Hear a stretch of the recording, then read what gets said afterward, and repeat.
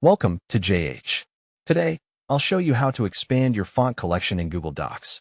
If you've ever felt limited by the standard choices, this guide will help you improve your document's appearance by adding new styles.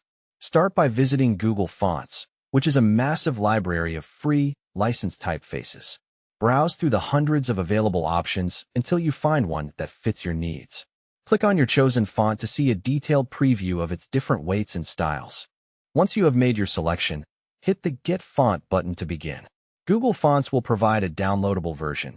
Just find the download icon for your specific font and click it to save the file to your PC. After the download finishes, find the file in your Downloads folder and open it with a double click to bring up the installation window.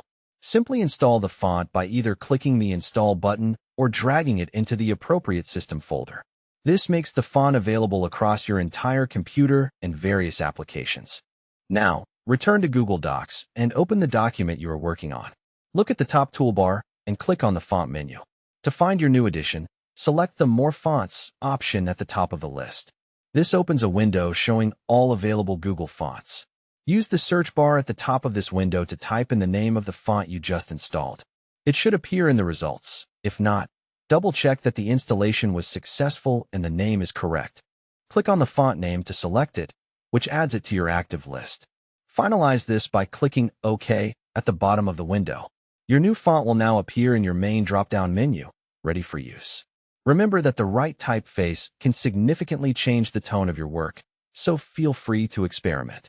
A few quick tips: ensure the font is intended for web use rather than just print, and always check licensing for commercial projects. Choosing a font that matches your design will make your message much more impactful. Thanks for watching, and please like, share, and subscribe for more tutorials.